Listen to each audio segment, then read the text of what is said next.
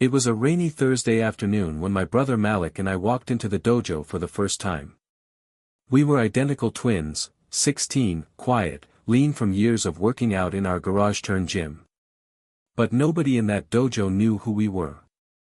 We didn't come with flashy belts or loud entrances.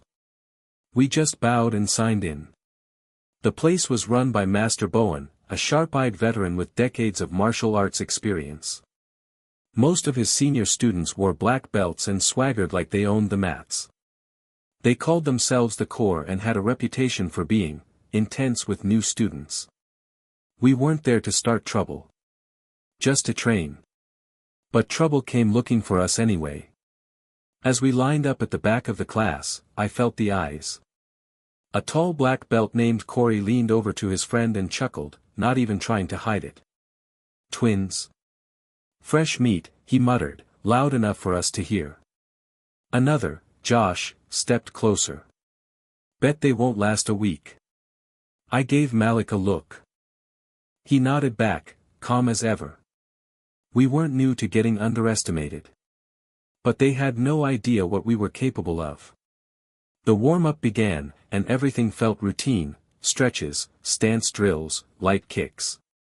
But the tension was building. When it came time for paired exercises, Master Bowen called out names. Malik was paired with Corey. I got Josh. They grinned like they'd won a prize. Don't worry, Josh said, tightening his belt with an exaggerated snap. I'll go easy. I didn't respond. I just bowed respectfully. The moment Master Bowen turned away, Josh dropped the formality. His punches came faster, harder. Not sparring speed, he was trying to shake me. Corey did the same to Malik. I caught glimpses between blocks, Corey circling, barking fake advice, throwing sharp strikes with no restraint. They were trying to rattle us. Maybe they thought we'd flinch, back off, complain. But Malik and I had trained for moments like this. Not in fancy dojos, but in basements, alleys, parks, places where it was all instinct and discipline. We didn't fold. I stepped into Josh's punch, absorbed it with my forearm, and countered with perfect precision, a clean sweep and controlled tap to his chest that sent him stumbling. Across the mat, Malik did the same, ducked, spun, and had Corey off balance before stepping back into stance. Silence fell over the room. Master Bowen looked up from across the mat. His eyes narrowed. This wasn't going to go unnoticed. The rest of the class ran in silence. No more comments. No more smirks. Josh kept stealing glances at me. His stance had stiffened, less confident, more calculated. Corey, once loud and cocky, now moved cautiously around Malik. Master Bowen called a break. As everyone headed to water, he walked over and stood in front of us, arms folded. You boys trained before? We nodded. With who? I answered, our uncle. He served overseas. Did a lot of hand-to-hand. We've been with him since we were 10. Master Bowen didn't speak for a moment. Then he nodded slowly. That explains it. Behind him, Corey and Josh were still watching us, whispering again, but this time, not with amusement. There was something else in their eyes now. Worry. After break, the class was split into groups for full contact sparring rounds. Normally, new students would sit out. But today was different. Malik. Jaden, Bowen said. You're in. First up. The dojo went still. Against who? Malik asked. Bowen turned to the black belts and pointed. Corey and Josh. They froze. Even they hadn't expected that. The room adjusted around the mat. People leaned forward. Phones discreetly came out. It wasn't just a sparring round anymore. It was a test. And we were ready. We stepped onto the mat and bowed. The tension in the dojo was electric, every eye fixed on us. Corey cracked his knuckles. Josh rolled his shoulders and bounced in place. Malik and I didn't move. Just stood calm, centered, waiting for the signal. Master Bowen raised his hand. Begin. Corey lunged first, aggressive, aiming a side kick straight at Malik's chest. But Malik pivoted, light on his feet, let the kick pass, then snapped a fast strike to Corey's midsection. Controlled, but solid. Corey winced. Josh came at me harder, hands high, jabbing fast. I deflected, stepping sideways, waiting for the opening. It came quick. One shift of his balance, and I swept his back leg. He landed with a thud. Gasps echoed from the wall. Josh scrambled up, red-faced. He charged again, this time with anger. I ducked, turned, and palm-checked his chest with just enough force to send him backward without crossing a line. Corey swung at Malik again, this time wild and wide. Malik ducked low, slipped behind him, and landed a precise tap to the shoulder that would have dropped someone off guard in a real fight. Corey spun around, stunned. The match wasn't over, but the message was already clear. We weren't here to prove anything. But we weren't here to be walked over, either. By the third minute, the crowd had shifted. What started as amusement, expecting two quiet newcomers to get humbled, had turned into dead silence. Every move we made was watched with a new kind of focus. Even Master Bowen had stopped pacing. He was studying us now. Josh hesitated before coming at me again. His footwork was sloppy now, uncertain. I didn't take advantage of it. I just kept my stance, blocked his strikes, and kept things clean. I wasn't here to humiliate him. Just to let them know we belonged. Malik handled Corey the same way. Patient. Respectful. But undeniably skilled. Finally, Bowen raised his hand. Match, done. We all bowed. Malik and I turned to step off the mat, not saying a word. But before we reached the edge, a voice called out. Hey! It was Corey. We turned back. He stepped forward, wiped sweat from his brow, and stuck out his hand. That was solid, he said. I didn't expect that. Malik shook his hand. Most people don't. Josh followed, rubbing his ribs. Where'd you guys learn that control? Years of getting it wrong, I said, smiling for the first time that day. The class broke into claps, not loud, not dramatic. Just real. Genuine. Master Bowen nodded once, approvingly. Come early next class, he said. I want to see what else you two can do. We looked at each other, then back at him. We'll be here. We walked out of the dojo that night not as underdogs, but as fighters who'd earned their place, with no shouting, no ego. Just quiet strength. The next week, we showed up early. Malik and I walked in, tied our belts, and warmed up on the far side of the mat. A few of the younger students came over to ask us questions, how long we'd been training, what combos we used, if we ever competed. We answered all of them. Calm, respectful. Just like our uncle taught us. Corey and Josh arrived not long after. This time, no smirks. No jokes. They walked over and gave us a nod. You guys training before class? Josh asked. Always, I said. He hesitated. Mind if we join? Malik glanced at me. I nodded. And just like that, the dynamic shifted. They weren't trying to intimidate us anymore.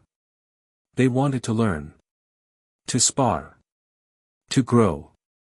Master Bowen noticed. He didn't say much, but during class, he had us demonstrate techniques in front of everyone. He even let Malik lead part of the advanced drill. By the end of that session, it wasn't just the twins. People were calling us by name. We never had to prove anything again. Because the truth was simple, you don't have to be loud to be strong. And sometimes, the quietest fighters are the ones nobody sees coming, until it's too late. Weeks passed. We kept showing up, early, focused, consistent. We trained harder, helped beginners, and even offered tips to some of the more experienced belts. Not because we were trying to impress anyone. Just because that's how we were raised. One Friday evening, after class, Master Bowen called everyone to circle up. "I've seen a lot of students come through this dojo," he said, arms folded, eyes sweeping the room. "Some show off. Some fall off. But every so often, we get a pair like these two." He motioned to Malik and me.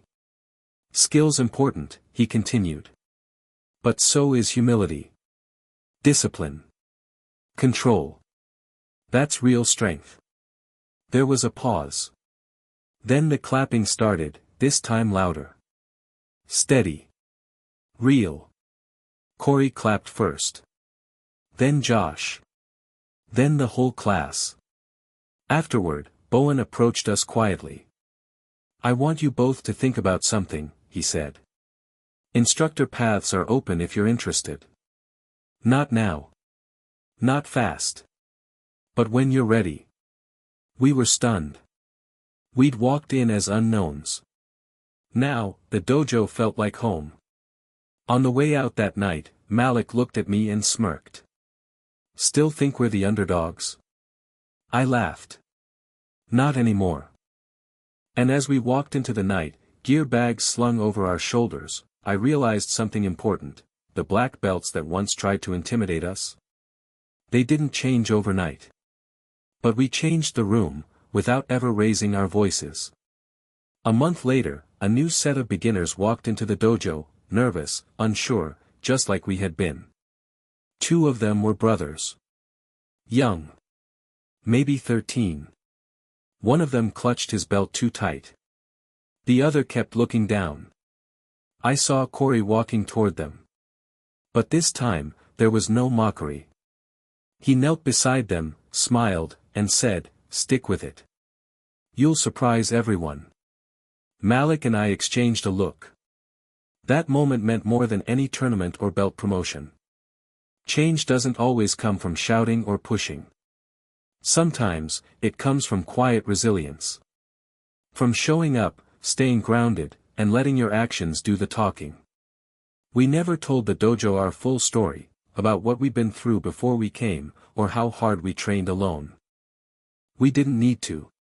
They knew enough now. And as we helped the new class warm up, I realized. We weren't just students anymore.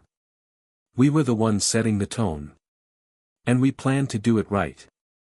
A few weeks after we started mentoring, Master Bowen called a special session. He rarely did that. The class gathered in silence as he stepped onto the mat holding 2 folded belts, deep brown, almost black. "Promotion isn't just about skill," he said. "It's about presence. About impact." He turned to us. "Jaden. Malik. You didn't come here looking to lead, but you led anyway. With discipline. With example. And with the kind of control most adults still struggle to learn." He handed us the belts.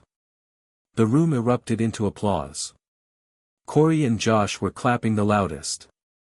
As we tied on our new ranks, I looked around the room, at the same walls where we were once tested, mocked, and ignored. Now, we stood at the front. That night, on the ride home, Malik looked out the window and said, "You think Uncle would have been proud?" I nodded. Yeah. He would have said we fought the hardest fight. "Which one?" I smiled. "The one where you don't throw fists. You just stand tall and let them see who you are." The road ahead felt wide open. And for the first time in a long time, we knew exactly where we were going. Together. Word about us spread. Not just in our dojo, but to nearby schools, community centers, and even martial arts forums online.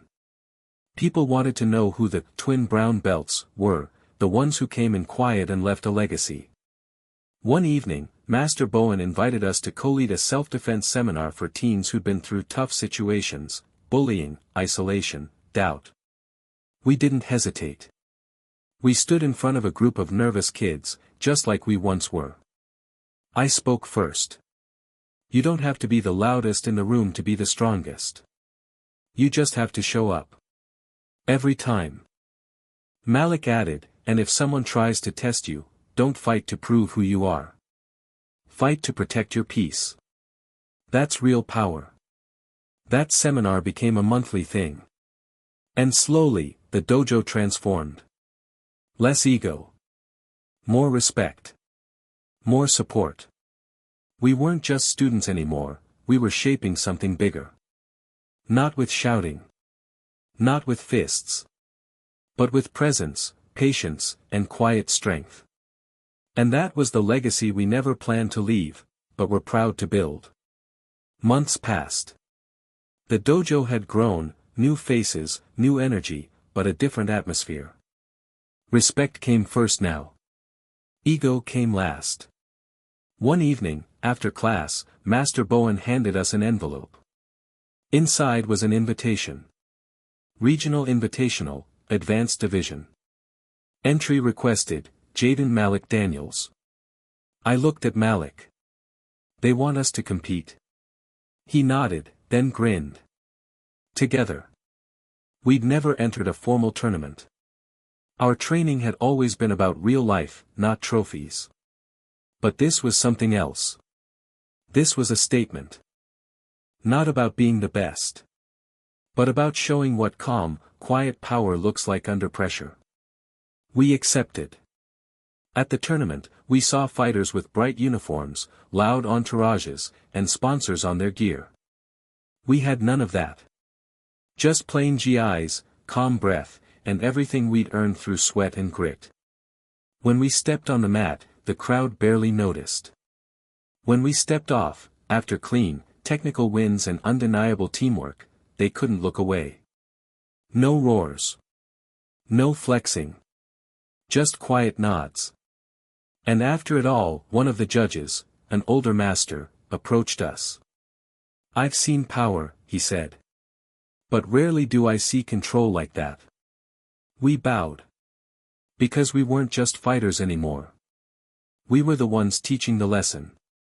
The tournament became just one chapter in what was now a much bigger journey. Malik and I kept training, but more than that, we kept showing up for others. We started a weekend program for kids who couldn't afford lessons. We donated our time, built drills from scratch, and turned our garage, where it all started, into a small, padded training space. We called it the Quiet Storm. No shouting. No flashy belts.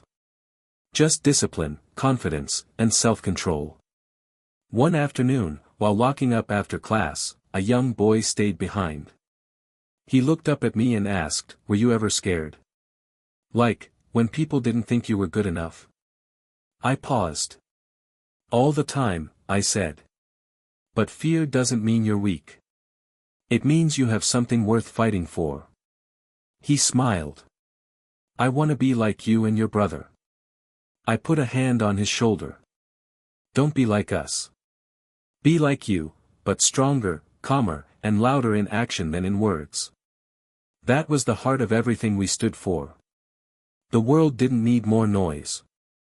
It needed people who knew their strength, and used it wisely. And with every class, every lesson, every moment, that's exactly who we were becoming.